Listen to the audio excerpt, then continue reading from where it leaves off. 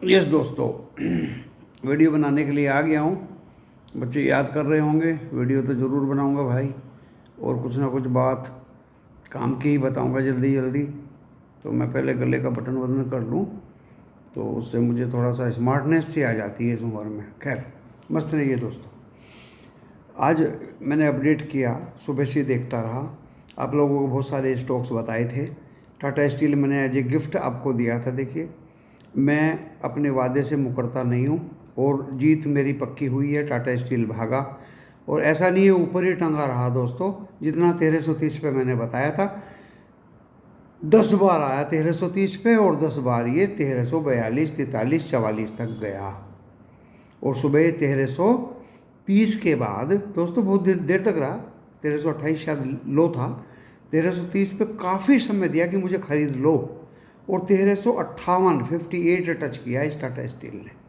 और मैंने आपको विद गारंटी बोल दिया था कि ये देखिए, आपको आज गिफ्ट दे दिया है मैंने। टेलीग्राम पे भी दिया दोस्तों, इस वीडियो पे भी दिया दोस्तों, कमेंट्स में भी दिया दोस्तों, और पेड अप व्हाट्सएप चैनल पे भी दिया दोस्तों। खैर, आप खरीदें ना खरीदें, देखिए मेरी तो गलती नहीं है।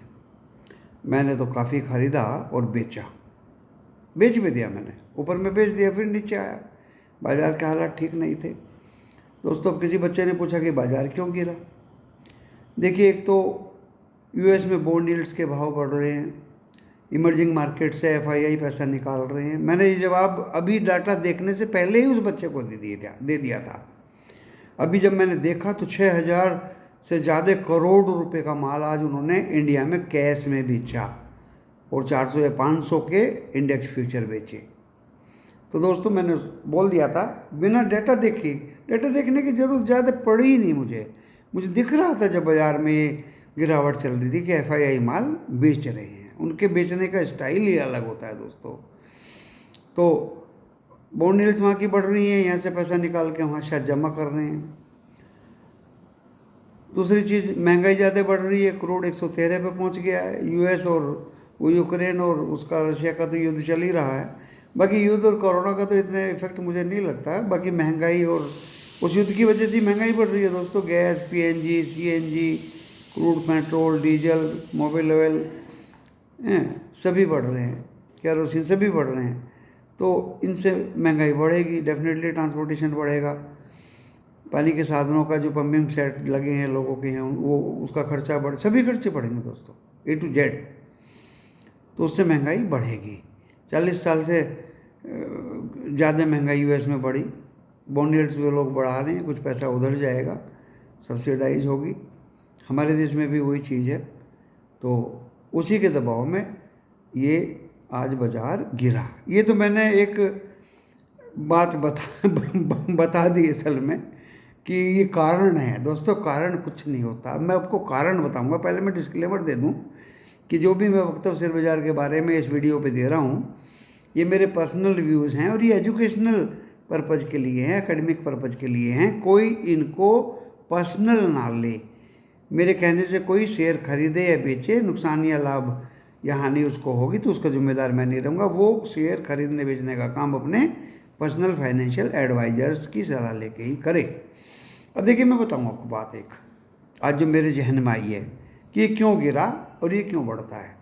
दोस्तों, जब ये पिछली बार 17,070 काटा था इसने, और जब ये उसके बाद ये ऊपर बढ़ना शुरू हुआ, तो जब ये काटा था 17,070 टच किया था इसने, तो लोगों ने बेचा था माल, शॉर्ट किया था दोस्तों। एक मेरे परिचित ने भी 17,300 के आसपास शॉर्ट किया था, पिछले महीने की बात कर रहा हूँ। और फिर ये 17,800, 850 चला गया। वो सज्जन बेचारे बैठे रहे, सब्र से वो बैठे रहे। फिर एचडीएफसी ब्रदर्स, एचडीएफसी बैंक और एचडीएफसी लिमिटेड का मर्जर उर्जर की कुछ खबर आई, तो वो 150-200 पॉइंट भाग गया, तो 18,120, 18,000 पे क्रॉस कर गया दोस्तों। वो सज्जन डरे हुए बैठे रहे और उन्होंने मुझे कॉल किया। तब मुझे पता चला कि इन्होंने 17,300 में बेच लिया। वैसे तो मैं ऑप्शन या गैमलिंग या पुट कॉल इनका धंधा करता नहीं हूँ, मैंने उस बंदे को सब्र दिया कि आप सब्र से बैठे रहे, जहाँ इतने दिन बैठे रहे और थोड़ी सी मेहरबानी करके बैठे रहिए और सब्र करिए। उसी दिन से बाजार दोस्तों गिरना शुरू हो गया। जब ये मेरे वीडियो में उसने सुना कि भाई देखो बाजार में जान नहीं है, आज ये 18,000 टच नहीं करेगा, तो नहीं किया उसने। वो सज्जन का फिर फ़ोन आया, फिर मैंने कहा कि आप शांति से बैठिए। अगले दिन मैंने फिर वीडियो बनाया कि आज ये 17,800 टच नहीं करेगा, बाज़ार में कमज़ोरी लग रही है। फिर मैंने बोला कि आज ये 17,700 टच नहीं करेगा, 17,663 टच किया था बुधवार के दिन, पिछले बुधवार के दिन, और फिर 4 दिन की छुट्टी हो गई और ये नीचे में 475 पे बंद हुआ। उस सज्जन की हिम्मत बढ़ी कि सर अब क्या करें। मैंने कि और थोड़ी सी शांति रखो। आज दोस्तों ये बाज़ार 17,060 से 067 टच किया। वो सज्जन निकले, एक भीलवाड़ा के थे सज्जन बेचारे, वो भी बहुत बड़े दुखी थे, वो भी निकले। तो ये होता क्या है दोस्तों, जब ये पहले शॉर्टिंग की उन्होंने तो ऑपरेटर्स ने उनको ट्रैप कर लिया और बाजार को ऊपर ले गया। जब 18,000 के आसपास बहुत लोगों ने इसको लॉन्ग बनाया तो बाजार ऑपरेटर ने नीचे की तरफ ले आया। अब वो लॉन्ग वाले वेट कर रहे हैं कि कभी ये ऊपर आएगा, कभी ये ऊपर आएगा। तो हम यूट्यूबर्स तो उनको आश्वासन देने पे ही लगे रहते हैं कि थोड़ी सी सब्र रखिए, शांति रखिए, ये बाजार ऊपर आएगा। चाहे उसमें मैं सब्र देने वाला हूँ या दूसरे देने वाले हों, सबका काम एक ही है। तो दोस्तों आज इस बाजार में मुझे लगता है 17,067 वो बॉटम बन गया निफ्टी में, बैंक में भी बन गया। उसके बाद ये बाजार दिन भर में डॉ जोन्स फ्यूचर्स तो माइनस में ही था दोस्तों। ये तो एक बहाने हुआ करते हैं। और जो मैंने बच्चे को बताया कि इन्फ्लेशन है, महंगाई है, क्रूड है, ये है, वो है, कुछ तो असर होता है, लेकिन वो भी एक माध्यम बन जाते हैं। तो कल इस बाजार में जिस तरह से मैं बता रहा था 18,000 टच नहीं करेगा, 17,800 टच नहीं करेगा, 17,700 टच नहीं करेगा, तो अब मैं ये बोलता हूँ कि देखिए मुझे लगता है कि 17,000 शायद ना तोड़े कल। और अभी SGX निफ्टी 17,216 चल रहा है। हमारा निफ्टी बैंक निफ्टी भी, हमारा निफ्टी 17,173 पे बंद हुआ। 17,237 मैक्सिमम गया था, 17,067 मिनिमम गया था। और दोस्तों इतने अच्छे अच्छे स्टॉक्स, इन्फोसिस में जो होना था हो गया, HDFC बैंक में जो होना था हो गया, उनकी मूवमेंट मैंने देख ली है। नीचे गिर के वो भी थके हुए से लगे कि इससे ज़्यादा अब वे नीचे गिरने की गुंजाइश नहीं रखते। इन्फोसिस 1610, उससे नीचे 1690 टच किया था, पता नहीं कब किया वो, मुझे तो दिखाई नहीं दिया, मैं भी भागा था उसे खरीदने के लिए। लेकिन उसकी भी कुछ थकावट सी मुझे लगी कि इससे ज़्यादा नीचे मैं नहीं गिरूँगा। उसके बाद दोस्तों माइंड ट्री ने मूवमेंट लिया, नीचे का भी लिया, ऊपर का भी लिया, ज़बरदस्त लिया। प्रॉफिट बुकिंग करने वालों ने करी, मैं भी उसमें एक थोड़ा छोटा सा भागीदार बन गया, क्योंकि मुझे बड़ा मज़ा आ रहा था कि 5 खरीद लो फिर 5 बेच दो, फिर 5 खरीद लो फिर 5 बेच दो। ओके, तो मेरे इस वीडियो के माध्यम से बच्चे लोग ये भी समझ लें कि ज़्यादा बड़ी पोजीशंस में ना खेलें। मैं नंबर भी अपने बता देता हूँ। फिर दूसरा एक स्टॉक था LNT इन्फोटेक, उसने तो इस माइंड ट्री से भी ज़्यादा मज़ा बनाया। नीचे में खरीदो, ऊपर में बेचो, नीचे में खरीदो, ऊपर में बेचो, नीचे में दोस्तों सारे दिन उसी में ही लगे रहे। जैसे ही नीचे खरीद के एक गिलास पानी पीने के लिए जाता था तो ऊपर में बिका हुआ मिलता था, फिर नीचे ले लेता था, फिर पानी पीने जाता था, फिर वो ऊपर बिका हुआ मिलता था। तो दोस्तों सारे दिन मैं मनोरंजन इनसे करता रहा। हाँ, इन्फोसिस मुझे गले में पड़ना पड़ा और HDFC बैंक मुझे डिलीवरी दोस्तों लेनी पड़ी। और मैंने आपको सारी काटापिटी बता रखी है अपने वीडियोज़ में, तरह तरह के वीडियोज़ में, कि कैसे ख़रीदारी इनकी बाइंग कॉस्ट कम करें। अगर देखिए मुझे आज 2,000 रुपये का फ़ायदा हुआ और 10 शेयर HDFC बैंक के मुझे मिल गए 1,395 रुपये में, और 5 शेयर मुझे इन्फोसिस के मिल गए 1,610 रुपये में, तो अब देखिए इनकी टोटल कॉस्ट कितनी हुई। 2,000 रुपये माइनस कर दीजिए दोस्तों, आप 1,000 रुपये तो उससे माइनस कर दीजिए HDFC बैंक से, तो मुझे 1,395 की जगह वो 1,295 पड़ा, और हो सकता है 1,295 वो अगली सर्दियों तक कभी ना आए। तो दोस्तों बहुत फ़र्क पड़ता है इस काटापीटी से और इस प्रॉफिट बुकिंग से, छोटे छोटे प्रॉफिट बुकिंग से बहुत फ़र्क पड़ता है। मैं दिल की एक एक चीज़ें आपको समझा देता हूँ। 2,000 में और 1,000 आप इन्फोसिस से माइनस कर दीजिए, और मेरे कॉन्ट्रैक्ट में लिखा हुआ आया था 1685 8,016 रुपये कुछ आया था लिखा हुआ, तो दोस्तों 7,000 कुछ हो गया। और मेरे ख्याल से आप 1,610 में से 200 घटाओगे ना भाई, 1,000 रुपये घटाने हैं, तो 1,410 रुपये हुआ। 1,410 रुपये भी शायद अगली सर्दियों तक ना आ पाए, इतने कमज़ोर स्टॉक्स तो ये है नहीं।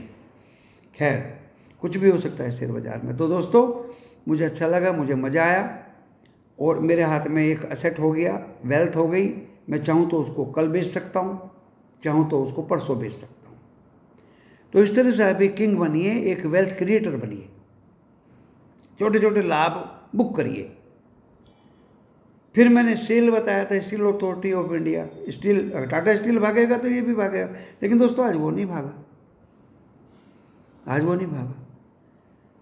जब वो नहीं भागा तो उसको पकड़ कर रख लीजिए, जिस दिन रिजल्ट्स आएगा उस दिन वो भी दौड़ लगाएगा, क्योंकि वो भी टाटा स्टील का भाई है।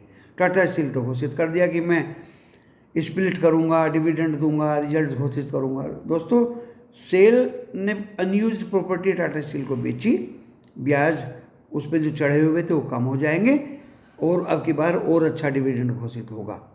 और प्रॉफिट तो आप जानते ही हैं, टाटा स्टील से कम सेल भी नहीं है। तो जो भाई आज रह गए हैं, मेरे सहित में भी रह गए आज, कल उसको पकड़ेंगे। अब आप कहेंगे कल शेयर बाज़ार का क्या भविष्यवाणी लग रही है। ज़्यादा बड़ा वीडियो नहीं बनाऊंगा दोस्तों, मैं थोड़ा बात में लंबा खींच देता हूँ।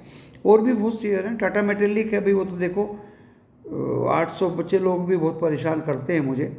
जब वो 857-58 आया और मैंने कहा भी खरीद लो, तब तो खरीदा नहीं, 874 रुपये में खरीदा। पीक में खरीदने में कुछ मज़ा आता है क्या? पीक में मत खरीदा करो बच्चों, छोटे छोटे लोट्स में 5 शेयर खरीद लिए, 7 खरीद लिए, 10 खरीद लिए, आप उसको तभी 860 या 857-58 में खरीदना था।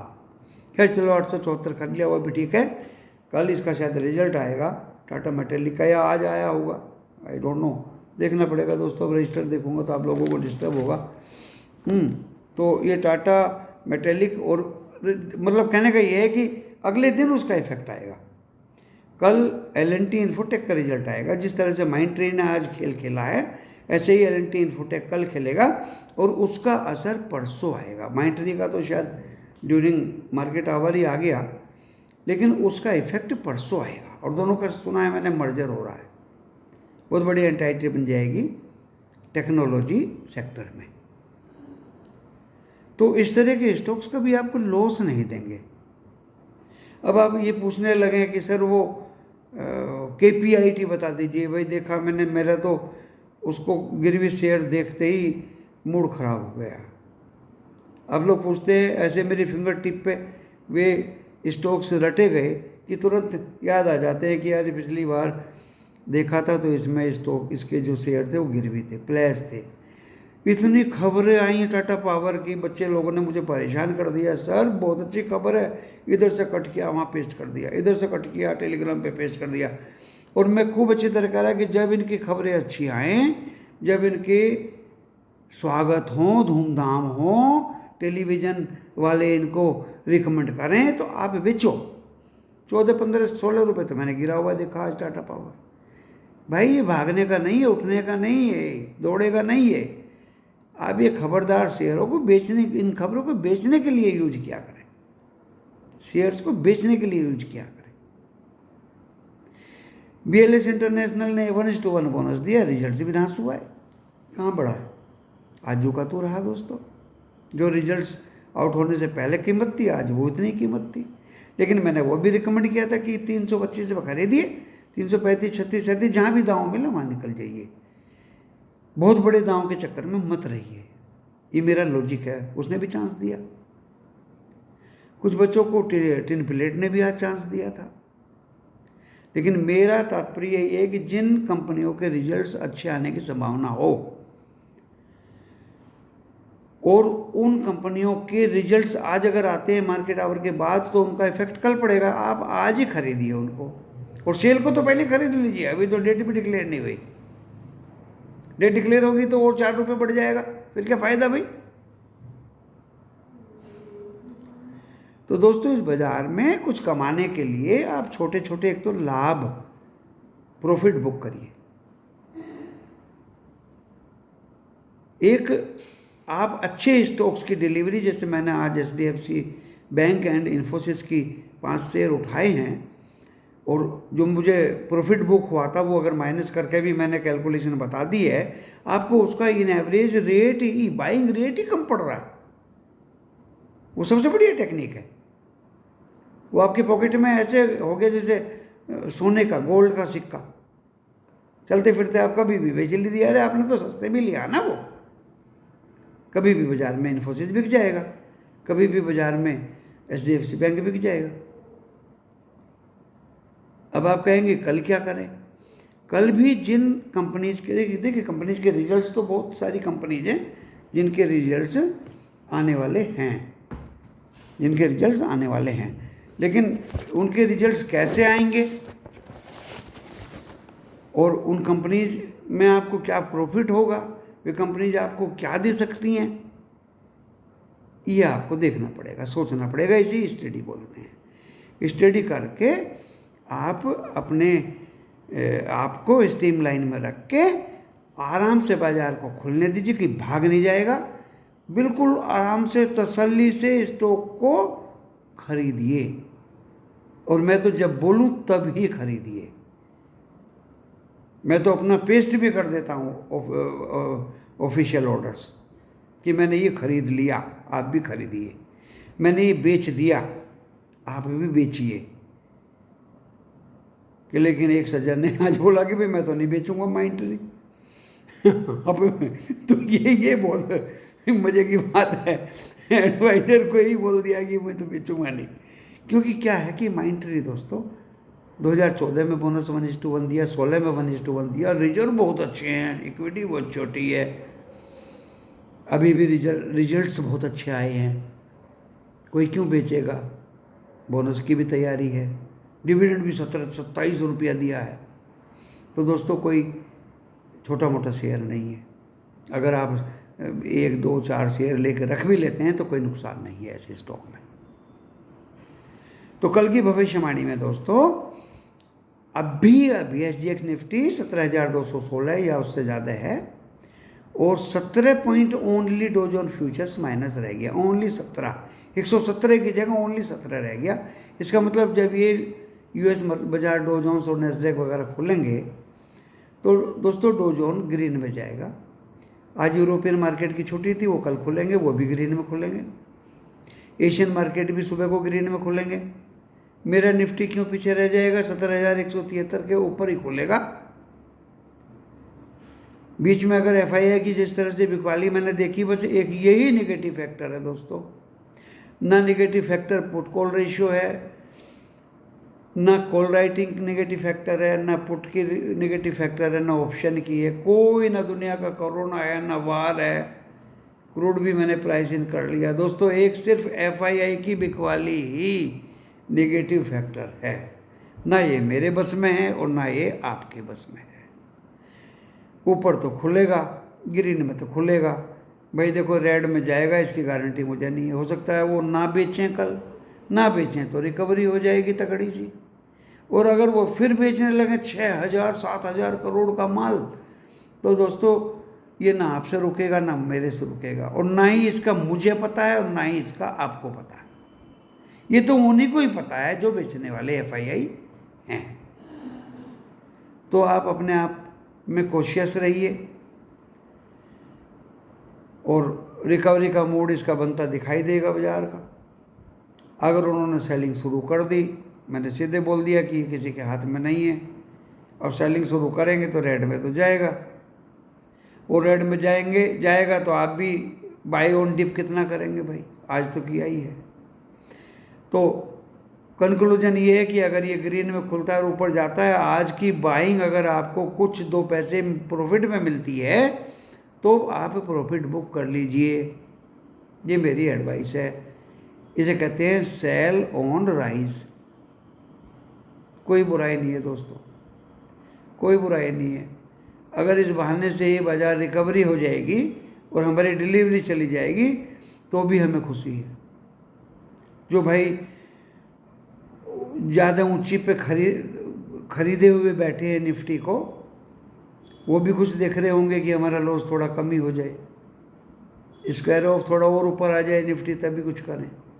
तो इस एक्सपायरी में तो मुझे दिखाई नहीं देता 21 तारीख को। हाँ, 28 तारीख को मंथली और वीकली दोनों एक्सपायरी पड़ेंगी, तब मुझे लगता है कि बाजार 18,000 के नज़दीक आपको दिखाई दे जाए।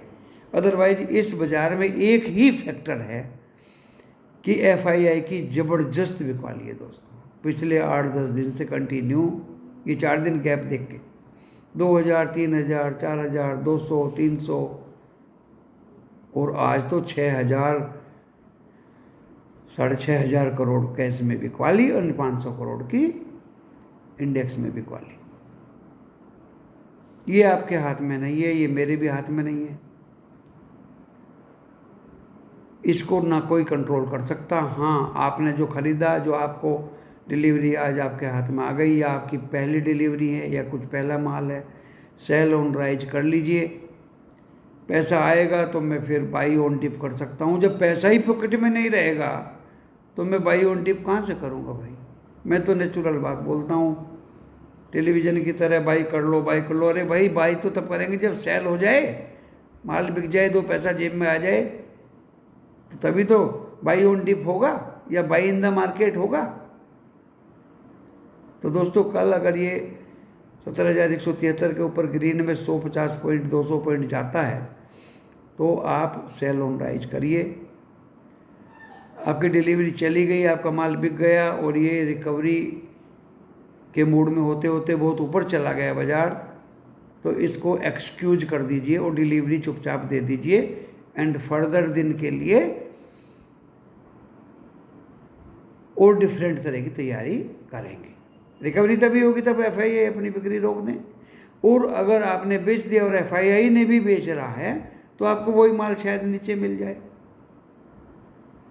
तो दोस्तों, आज मैंने यही आपको बताने की कोशिश की, जिन कंपनीज के रिजल्ट्स आएंगे और जिनकी रिजल्ट्स की आपको उम्मीद ज़्यादा अच्छी है, जैसे टाटा मेटालिक की है, मैं बता देता हूँ, खुल के ही बता देता हूँ। यहाँ मैंने उसकी एनालिसिस पेस्ट भी की हुई है टेलीग्राम चैनल से, बच्चों को खुल के बताया हुआ भी है कि अच्छे खासे प्रॉफिट्स उसके Q4 में आएंगे, यानी 2021-22 में अच्छे जंप प्रॉफिट्स लगाएंगे और शेयर एक बार 900 क्रॉस करता आपको दिखाई देगा, जो आज 870 या 860 के रेंज में घूमता रहा।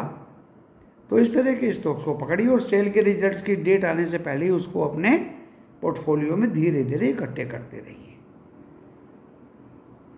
अभी तो कोई दूसरे स्टॉक की डेट मुझे दिखाई नहीं दी कि किसी और स्टॉक की डेट नज़दीक आ रही है या दूर है। आपका डिस्टर्ब तो होगा, मैं डेट भी बता देता हूँ दोस्तों। मैं लिखने पढ़ने का ही काम करता रहता हूँ। कल 19 तारीख को दोस्तों L&T इन्फोटेक की डेट है, एक ACC की डेट है दोस्तों, एसोसिएटेड सीमेंट। ACC का भी रिजल्ट्स विद डिविडेंड ये आ रहा है कल, ये भी अच्छा ही आएगा। अभी भी इसने डिविडेंड दिया था, ये भी दोनों हाथों से आजकल डिविडेंड दे रहा है। एंड टाटा मेटालिक का तो रिजल्ट्स आ चुका है दोस्तों, मैं देखूंगा अभी टीवी पे क्या हाल है। और माइंडट्री का भी आज आ गया है। और तो बाकी छोटी मोटी कंपनी पे इनका नाम मैं नहीं ले सकता, बहुत सारी कंपनियां हैं। एक दोस्तों, उसके बाद 20 तारीख को कोई कंपनी मुझे अच्छी सी दिखाई नहीं दे रही, और बहुत सारी कंपनियां हैं जो बच्चों ने टेलीग्राम पे चिपका देते हैं, और मैं एनालिसिस करके उनको और अपने व्हाट्सएप ग्रुप वालों को अच्छी तरह से स्टॉक्स बता देता हूँ। तो आप कल की तैयारी करिए, और जो टैक्टिक मैंने बताई है उसको ऑप्ट करिए, और आपके अच्छे लाभांश की कामना करते हुए इस वीडियो को मैं यहीं विराम देता हूँ। कल 8 बजे आपको करेक्ट भविष्यवाणी मॉर्निंग टी पे बता दी जाएगी। नमस्कार।